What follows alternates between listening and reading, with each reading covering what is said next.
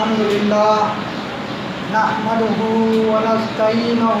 ونستغفره ونؤمن به ونتوكل عليه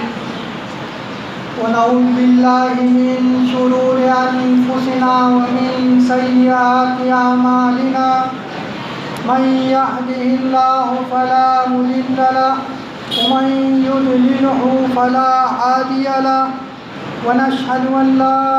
إله إلا الله وحده لا شريك له ونشهد أن محمدا عبده ورسوله يا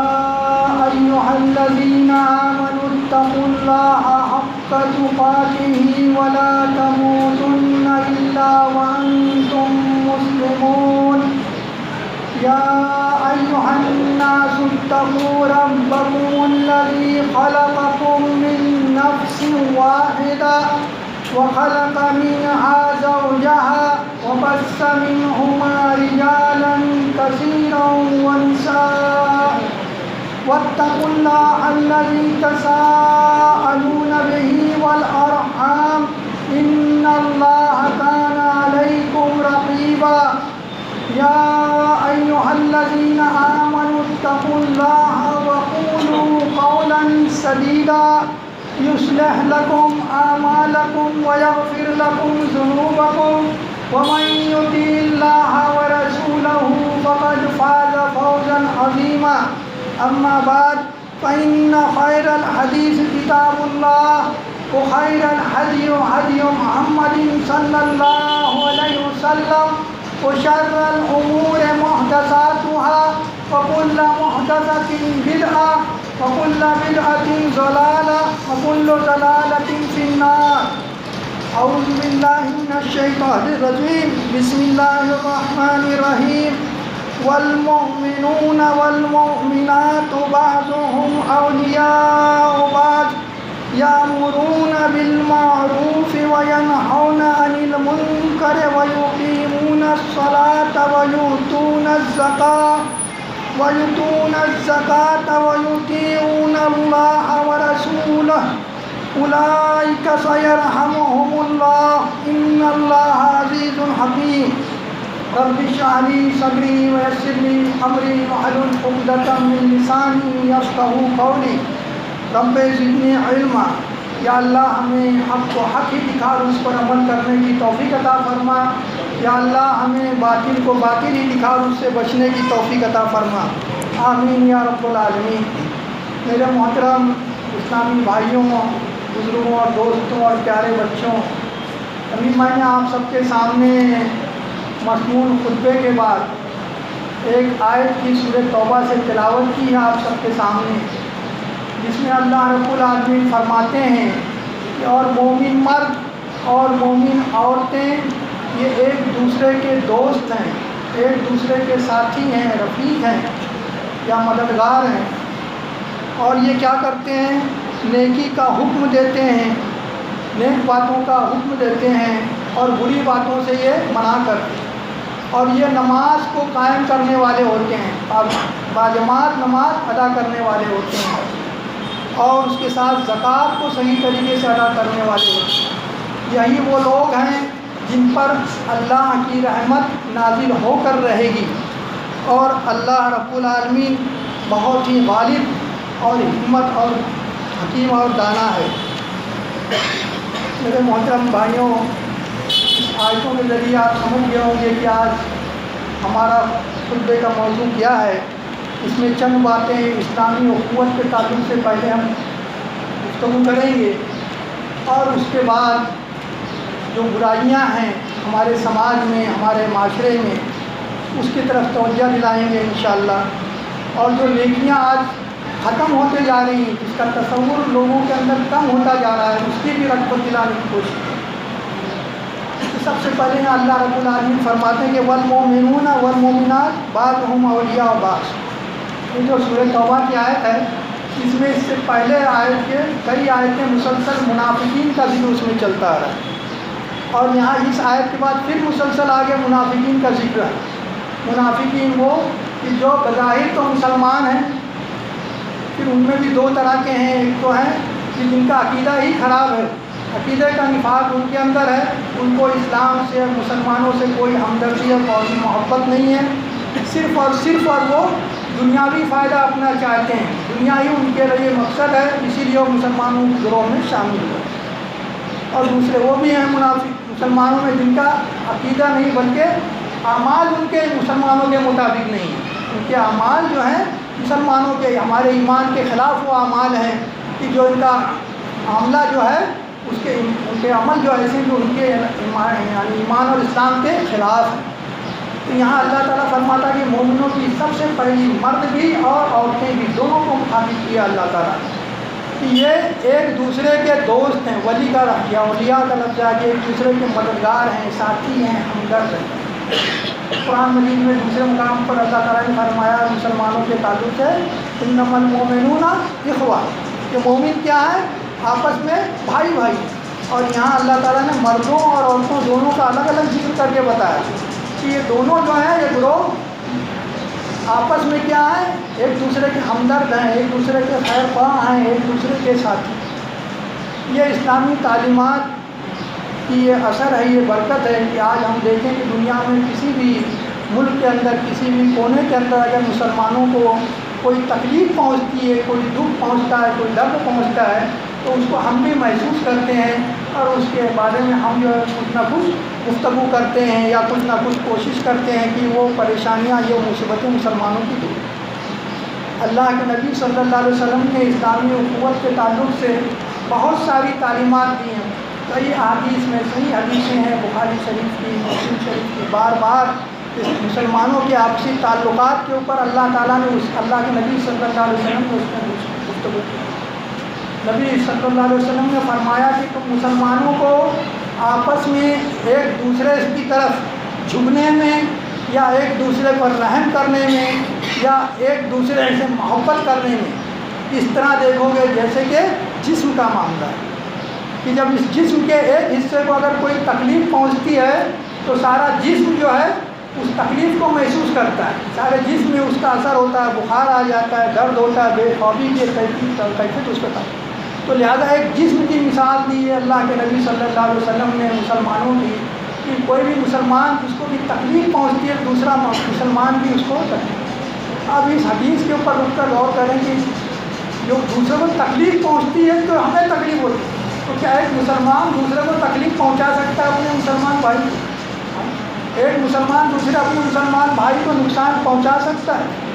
ایک مسلمان اپنے دوسرے مسلمان بھائی کو نیچا دکھانے گرانے کی کوشش کرے؟ یہ تو ہمارے تصور میں بھی نہیں ہونا چاہیے۔ اسی بات کو ایک دوسری روایت میں اللہ کے نبی صلی اللہ علیہ وسلم فرماتے ہیں کہ مسلمان آپس میں ایک دیوار کی طرح ہے، ایک مسلمان ایک دیوار کی طرح ہے جس کا ایک حصہ دوسرے حصے کو تقویت پہنچاتا ہے، ایک اینٹ دوسرے اینٹ کو کیا ہے؟ مضبوطی کا سبب بنتا ہے۔ اسی طرح مسلمان بھی ایک دوسرے کے لیے کیا ہے؟ مضبوطی کا سبب بننا چاہیے۔ ایک روایت میں ہے کہ رسول صلی اللہ علیہ وسلم فرماتے ہیں کہ نہ مسلمان کسی پر ظلم کرتا ہے، نہ اپنی کسی مسلمان بھائی پر ظلم کرتا ہے، اور نہ ہی اس کو بے یار و مددگار چھوڑتا ہے، نہ ظلم کرتا ہے نہ ہی بے یار و مددگار چھوڑتا ہے۔ اور پھر اس کا اجر اللہ نے کہ نبی صلی اللہ علیہ وسلم نے یہ بتایا کہ جو مسلمان اپنے کسی مسلمان بھائی کی کسی ضرورت کو پوری کرے گا، کسی حاجت کو پوری کرے گا تو اللہ رب العالمین اس کی حاجت کو پوری کرے گا۔ جو مسلمان اپنے کسی مسلمان بھائی کی پریشانی کو دور کرے گا تو اللہ رب العالمین قیامت کے دن اس کی کسی پریشانی کو دور فرما دے۔ قیامت کے دن نفسا نفسی کا ماحول ہوگا، لوگ جو ہے پریشان ہوں گے، وہاں اللہ رب العالمین اس کا بدلہ دے گا کہ اس کی کسی پریشانی کو دور کر دے۔ اور جو مسلمان کسی مسلمان کی پردہ پوشی کرے گا، کوئی عیب کو چھپا دے گا، اللہ کے نبی صلی اللہ علیہ وسلم فرماتے ہیں کہ قیامت کے دن اللہ تعالیٰ اس کی پردہ پوشی کرے گا، اس کے گناہوں کو ڈھانپ دے گا، اس کو رسوا نہیں کرے گا، اسے معاف کرے گا۔ کتنی فضیلتیں ہیں ایک مسلمان کے ساتھ ہماری خیر پائی ہے۔ حضرت عبداللہ بن جریر رضی اللہ تعالیٰ عنہ فرماتے ہیں کہ میں نے نبی صلی اللہ علیہ وسلم سے بیعت کی، کس بات کی بیعت کی؟ کہ نماز پڑھوں گا، زکوٰۃ دوں گا اور ہر مسلمان کا میں خیر خواہ رہوں گا، خیر خواہی کروں گا۔ لیکن آج دیکھیں ہمارے سماج میں، ہمارے سوسائٹی میں ہماری یہ بستی جو ہے مسلمانوں کی اکثریت ہے یہاں پر، ہے نا، 95% مسلمان بنتے ہیں. اسٹیشن سے لے کے کلیان پھاٹا تک چلے جائیں اب آبادی ماشاءاللہ ہماری مسلمانوں کی ہر طرف بڑھتی جا رہی ہے. لیکن کیا یہ ماحول ہماری سماج میں، ہماری بستی کے اندر ہے کیا؟ آج ہم دیکھیں کہ کس طرح سے آپس میں مسلمان لڑتے ہیں، جھگڑتے ہیں، ہر چیز کے اندر ایک دوسرے کے جو ہے مخالفت میں رہتے ہیں. یہ چیز جو ہے نا ہمارے اوپر اللہ کی رحمت کو نازل کرنے میں رکاوٹ ہے. آیت کے آخر میں اللہ تعالیٰ نہیں فرمائے نا کہ جن کے اندر یہ ساری خصوصیت ہوں گی ان کے اوپر اللہ کی رحمت نازل ہو کے رہے گی. آج ہم پریشان ہیں، ہم پر مصیبتیں آ رہی ہیں، آفتیں آ رہی ہیں، اس کی بڑی وجہ یہی ہے کہ ہمارے اندر اسلامی اخوت وہ نہیں ہے جو اسلام کو مطلوب ہے. اس کے بارے میں ہمیں اپنی اصلاح کرنا چاہیے، اپنے گھر کی اصلاح کرنا چاہیے. گھروں کے اندر اس طرح کے معاملات ہیں کہ آپس میں اختلافات ہیں، ناراضگیاں ہیں، دل ایک دوسرے سے جڑے ہوئے نہیں ہیں، ایک دوسرے سے دوری، ایک دوسرے سے نفرت، عداوت، یہ ساری چیزیں محلے میں، پڑوس میں بن جاتی. جبکہ ہم پورے کے پورے مسلمان ہیں. اگر ہم اپنے حق سے کسی صلح صفائی کرنے کے لیے اگر دستبردار ہو جاتے ہیں تو اس کا بڑا اجر و ثواب ہے، بڑی فضیلت اللہ کے نبی صلی اللہ علیہ وسلم اس کی بیان فرمائی ہے. اور آگے بھی چلیں، نیکی کا حکم دیتے ہیں اور برائی سے منع کرتے ہیں. اب یہ بھی دیکھ لیں ہمارے اس سماج کے اندر، سوسائٹی کے اندر، پورا مسلم بستی ہے یہ. ہماری تو تعریف ہی اللہ تعالیٰ نے قرآن مجید میں دوسرے مقام پر یہ فرمایا ہے کہ کنتم خیر امۃ اخرجت للناس تأمرون بالمعروف وتنہون عن المنکر وتؤمنون باللہ، کہ تم وہ بہترین امت ہو، وہ بہترین گروہ ہو جو لوگوں کو نیکی کی طرف بلاتے ہو، خیر کی طرف بلاتے ہو اور برائی سے منع کرتے ہو اور اللہ پر ایمان رکھتے ہو. لیکن آج دیکھیں ہمارے اس سماج میں، ہمارے اس سوسائٹی میں کتنی بے حیائی پھیلی ہوئی ہے، کتنے منکر کام ہوتے ہیں، کتنے گناہ کے کام ہوتے ہیں. نیکیوں کا تصور ختم ہوتا جا رہا ہے. آگے نماز پر بات آئے گی، ہم دیکھیں گے اس پر گفتگو کریں. اللہ کے نبی صلی اللہ علیہ وسلم نے فرمایا کہ من رأى منکم منکرا فلیغیرہ بیدہ فمن لم یستطع فبلسانہ فمن لم یستطع فبقلبہ ذلک اضعف الایمان، کہ جو تم میں سے برائی کو دیکھے اسے چاہیے کہ وہ اپنے ہاتھ سے اس کو روک دے، بدل دے، اس برائی کو روک دے. اس کی طاقت اور قوت نہیں ہے کہ اگر ہاتھ سے روکنے جاؤں گا تو پٹ جاؤں گا، ہاتھ ٹوٹ جائیں گے. تو کم سے کم زبان سے اس کو آسان طریقے سے منع کرنے کی کوشش کریں. زبان سے منع کریں کہ یہ غلط کام ہے، یہ بے حیائی کا کام ہے، یہ گناہ کا کام ہے، اللہ اس سے ناراض ہوگا. اور زبان سے بھی کہنا اگر مشکل ہے کہ اس میں بھی میرے لیے جان کا خطرہ ہے تو کم سے کم اس کو دل سے برا جانیں. اور دل سے برا جاننا یہ کیا ہے؟ ہمارا ایمان کا آخری حصہ اللہ کے نبی، جس نے دل سے بھی برا نہیں جانا تو اس کا ایمان ہی سمجھو ختم اللہ ہے. اور دل سے برا جاننے کا مطلب کیا ہے کہ آدمی ان برائیوں سے پہلے تو اپنے آپ کو دور رکھے اور ایسی مجلسوں میں، ایسی محفلوں میں بالکل نہ رکے، وہاں سے ہٹ جائے، ایسے لوگوں سے اپنے تعلقات نہ رکھے. یہ ہے دل سے برا جاننا کم سے کم. لیکن آج ہم دیکھیں کہ کتنے ہمارے اس شہر کے اندر برائی کام ہو رہے ہیں، نشے کی چیزیں عام ہوتے جا رہی ہیں. اوپر کس کا ہاتھ ہے وہ تو اور لوگ ہی جانتے ہوں گے، لیکن یہاں جو ہینڈس ہیں وہ سب مسلمانوں کے ہینڈس ہیں جو ہمارے ملک کے، ہمارے اس شہر کے اندر کیا ہے، نشے کی چیزوں کو، ڈرگس کو بڑھاوا دے رہے ہیں. جس کی وجہ سے آج مسلمان نوجوان بچے بچیاں کیا ہیں، نشے کی عادی ہوتی ہیں. ان کی زندگی تباہ ہو رہی ہے، برباد ہو رہی ہے، ان کا کوئی مستقبل نہیں ہے، کوئی سوچ نہیں ہے. کتنی بڑی یہ خرابی ہے، کتنی بڑی برائی ہے. بے حیائی عام ہے، فیشن کے نام پر عریانیت ہے آج ہمارے شہروں کے اندر. ہماری بچیاں ایسے لباس پہن کر سڑکوں پر گزرتی ہیں کہ سب شرم سے چھپ جاتا ہے. فحش کتنی بری بے حیائی کا کام ہے. اور سارے ہم مسلمان ہیں، ہماری بہو بیٹیاں، ہماری بیویاں سڑکوں پر گھومتی ہیں، ہمارے گھروں کی عورتیں ہیں. کیا ہم ان کی اصلاح کے لیے کوشش نہیں کر سکتے؟ سارے مسلمان ہیں، بہت ساری جماعتیں شہر کے اندر ہیں، اس میں کوئی اختلاف ہے کہ اس برائی کو دور کرنا چاہیے، کیوں نہیں اس میں سارے لوگ اتحاد کرتے؟ کیوں نہیں اس کی وجہ سے اپنے اختلافات کو دور کر قریب آتے اور ایک دوسرے کا تعاون کرتے، ان برائیوں کا خاتمہ کرتے؟ جھوٹ عام ہے، ہمارے نوجوان بچے گلیوں پہ، محلوں پہ، سڑکوں پہ کھڑے رہتے ہیں، فحش باتیں، بیہودہ باتیں، بے شرمی کی باتیں صبح سے شام تک کرتے، لین دین میں دھوکہ دہی، ایک دوسرے سے خیانت، ابھی امانت کا تصور نہیں رہ گیا ہمارے اندر، اس طرح سے خیانت عام ہو گئی ہے مسلمان۔ یہ ساری چیزیں ہمارے ایمان اور ہمارے اسلام کے خلاف، اس سے ہم کو خود بھی بچنا چاہیے، اس کے بارے میں ہم کو فکر کرنا چاہیے، اللہ سے دعائیں بھی کرنا چاہیے، لیکن جو بھی ہم کر سکتے ہیں اس کو کرنے کی کوشش کریں۔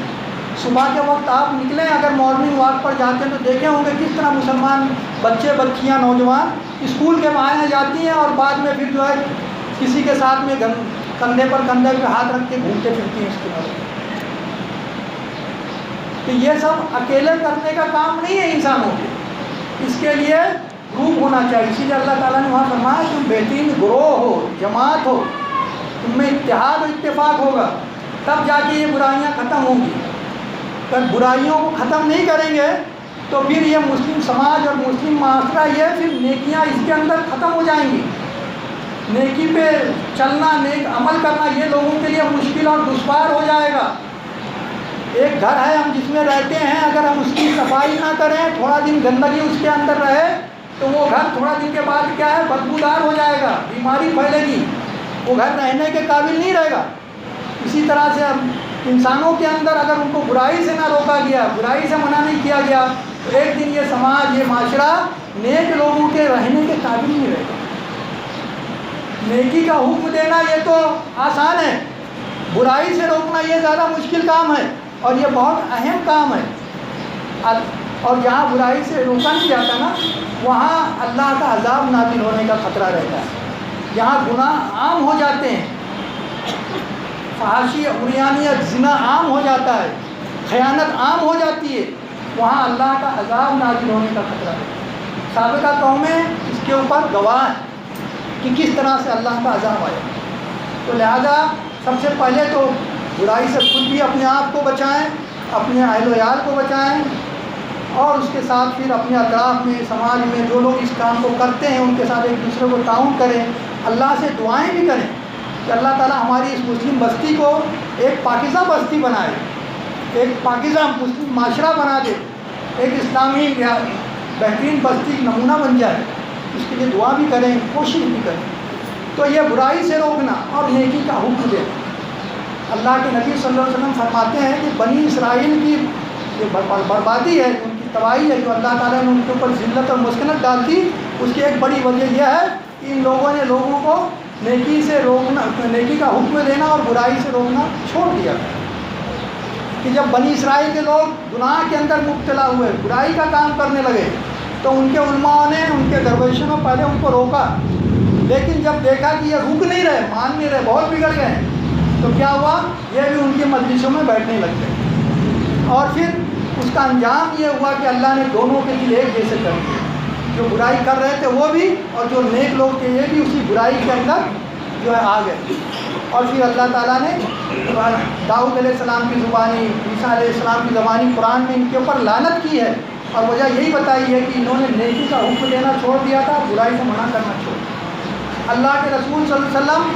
جو عبداللہ بن مسعود رضی اللہ تعالیٰ نے حدیث کے راویوں فرماتے ہیں کہ رسول اللہ صلی اللہ علیہ وسلم ٹیک لگائے بیٹھے تھے، آپ صلی اللہ علیہ وسلم سیدھے بڑھ جاتے ہیں اور کہتے ہیں اس ذات کی قسم جس کے ہاتھ میں محمد کی جان ہے، تم لوگ ضرور لوگوں کو نیکی کا حکم دو گے اور برائی سے منع کرو گے، اور ظالم کو ظلم سے باز رکھو گے، اس کو حق پر جھکاؤ گے، اور اگر تم ایسا نہیں کرو گے تو اللہ بھی تمہارے دل جو ہے نا ایک جیسے کر دے گا اور تمہیں ہدایت اور رحمت سے دور ڈال دے گا، پھر تم دعائیں کرو گے، تمہاری دعائیں قبول ہوں گی۔ یہ چیز جو ہے بڑی اہم ہے، انسانوں کو برے کاموں سے منع۔ نفس کیا ہے انسان کا،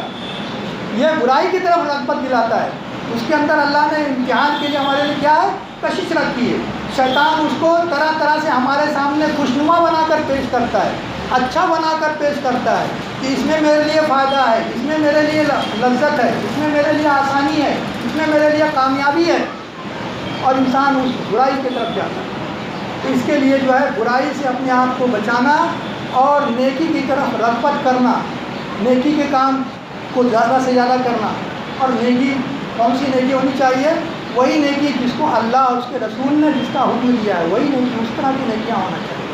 آج ہم لوگ اپنی مرضی سے بہت ساری نیکیاں کرتے ہیں، ان نیکیوں کا اللہ کی بارگاہ میں کوئی وزن نہیں رہے گا۔ ہمارے میزان جب میں رکھے جائیں گے تو وہ بے وزن ثابت ہوں گے۔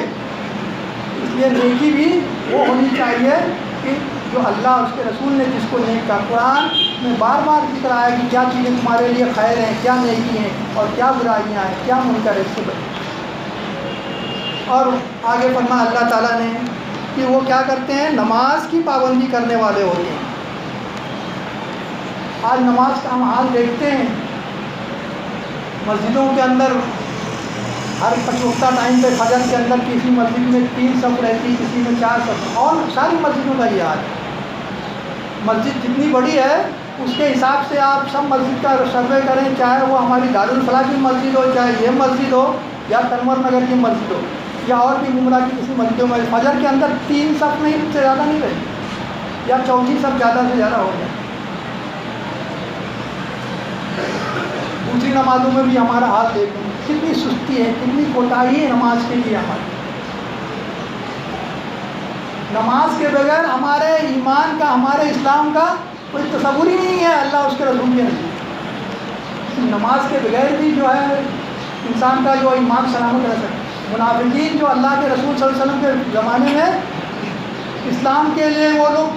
کیا ڈھونڈتے، اسلام کو ڈھانا چاہتے تھے، لیکن وہ بھی آ کر نماز مسجد میں پڑھتے تھے تاکہ ان کے ایمان پر لوگوں کو شک نہ ہو کہ اگر اس کو چھوڑ دیا تو کیا پھر کہیں نہ کہیں منافق ہے۔ اللہ تعالیٰ نے قرآن مجید میں اس کا ذکر کیا، وَإِذَا قَامُوا إِلَى الصَّلَاةِ قَامُوا كُسَالَىٰ يُرَاءُونَ النَّاسَ وَلَا يَذْكُرُونَ اللَّهَ إِلَّا قَلِيلًا۔ کہ جب نماز کو آتے ہیں تو کسمساتے ہوئے آتے ہیں، سستی سے آتے ہیں، دل کی خوشی سے نہیں آتے، اور لوگوں کو دکھانے کے لیے آتے ہیں، يُرَاءُونَ النَّاسَ، لوگوں کو دکھانے کے لیے آتے ہیں، اور اس میں اللہ کو کم ہی یاد کرتے ہیں، اللہ کو نہیں یاد کرتے۔ اللہ کے نبی صلی اللہ علیہ وسلم کی جو آخری وصیت ہے وہ کیا ہے ہمارے؟ الصلاۃ الصلاۃ۔ آپ اپنے وفات کے پہلے، دنیا سے رخصت ہونے کے پہلے چند لمحے جو الفاظ آپ کی زبان سے نکلتے ہیں، نماز نماز نماز۔ نماز کو اللہ کے نبی صلی اللہ علیہ وسلم نے کیا فرمایا؟ یہ میرے آنکھوں کی ٹھنڈک ہے۔ آپ صلی اللہ علیہ وسلم کو کوئی مشکل پیش آتی تھی، کوئی تکلیف ہوتی تھی تو آپ فوراً نماز کے لیے کھڑے ہو جاتے۔ اللہ تعالیٰ نے فرمایا دوسرے مقام پر، یا ایھا الذین آمنوا استعینوا بالصبر والصلاۃ ان اللہ مع الصابرین، کہ لوگوں جو ایمان لائے ہو، نماز اور صبر کے ساتھ اللہ کی مدد حاصل کرو، اور اللہ صبر کرنے والوں کے ساتھ۔ یہ نماز پڑھنے سے اللہ کی مدد آئے گی، اللہ کی رحمت آئے گی، اللہ تعالیٰ ہمارے حالات کو بدلے گا۔ آج ہماری اکثریت بے نمازی ہے، مسجد کے باہر ہم کھڑے رہیں گے، اذان ہوگی، ایسا لگتا ہے کسی اور کے لیے پکارا جا رہا، ہمارا اس سے کوئی تعلق ہی نہیں ہے۔ کوئی چند نمازی بیچارے جو پہلے سے اللہ کا، اور وہ بھی نماز پڑھنا ہے تو پورے اخلاص سے پڑھیں، شعور کے ساتھ پڑھیں، ایک عادت کے تحت نہیں نماز پڑھیں، بلکہ اس کو عبادت سمجھتے ہوئے یہ نماز کی پابندی کریں۔ آج ہم نے بھی بہت ساری نماز ہماری کیا عادت بن گئی ہے، آئیں گے رکوع سجدہ ہو جائے گا، پتہ نہیں چلتا کیا پڑھ لیا کیا نہیں پڑھ لیا، سلام پھیر بھی چلے۔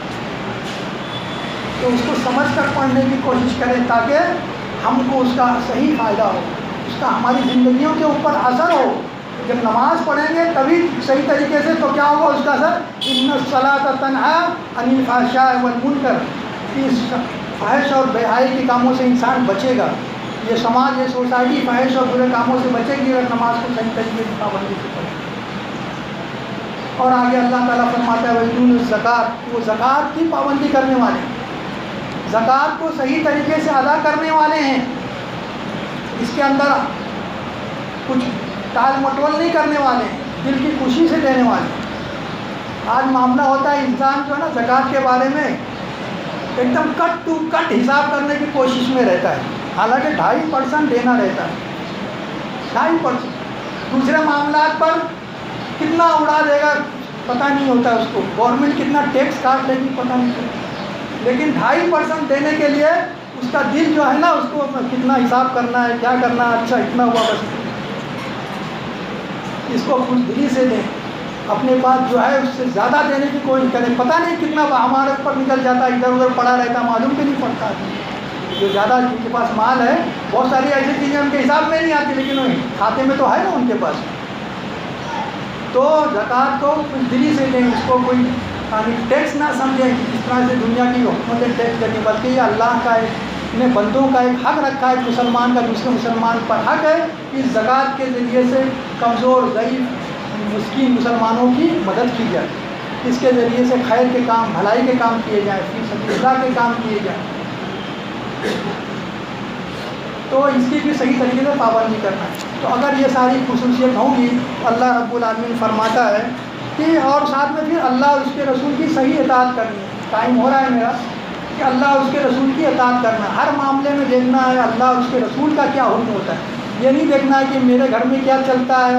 میرے سماج میں کیا چلتا ہے، میرے یہاں کیا رسم و رواج ہے، میرے خاندان میں ایسا، یہ نہیں دیکھنا، اللہ اس کے رسول نے کیا حکم دیا ہے، کس طرح سے ہم کو شادی بیاہ کرنا ہے، کس طرح سے ہم کو نماز پڑھنا ہے، کس طرح سے ہم کو خوشی کے تہوار منانا ہے، یہ سب دیکھنا ہے۔ تو اگر ہم یہ ساری خوبیاں پیدا ہوں گی تو اللہ تعالیٰ فرماتا ہے کہ ایسے لوگوں پر اللہ کی رحمت نازل ہو کر رہے گی، اور اللہ رب العالمین بہت ہی غالب ہے، اس کو کوئی روکنے والا نہیں۔ اگر اللہ رب العالمین چاہے تو اس امت کو فوراً ہی غلبہ اور عروج عطا فرما دے۔ ضرورت اس طرح کی اس بات کی کہ انسان پلٹے، معافی مانگے، توبہ کرے، استغفار کرے، اپنی غلطیوں سے رجوع کرے، اللہ کے احکام کی پابندی کرے، اور اللہ رب العالمین حکیم اور دانا ہے۔ اللہ تعالیٰ سے دعا ہے کہ اللہ رب العالمین ہمیں دین اسلام کی تمام زندہ تعلیمات پر صحیح طریقے سے عمل کرنے کی توفیق عطا فرما، اور مسلمانوں کے ساتھ ایک دوسرے سے محبت اور الفت کے ساتھ رہنے کی توفیق عطا فرما، ایک دوسروں کی خوشی اور غم میں ہمیں شریک رہنے کی توفیق عطا فرما، اور نماز کی پابندی کرنے والا بنا، زکوٰۃ دینے والا بنا، اور ہر برے کاموں سے، بے حیائی کے کاموں سے ہماری اور تمام مسلمانوں کی اللہ حفاظت فرما، اور زیادہ سے زیادہ نیکی اور خیر کے کام کرنے کی توفیق عطا فرما، اور ہم پر اور امت محمدیہ پورے دنیا کے لوگوں پر اللہ تو اپنی رحمتیں نازل فرما، اپنی برکتیں نازل فرما، اور سب کی مغفرت فرما۔ سبحان ربک رب العزت عما یصفون، وسلام علی المرسلین والحمد للہ رب العالمین۔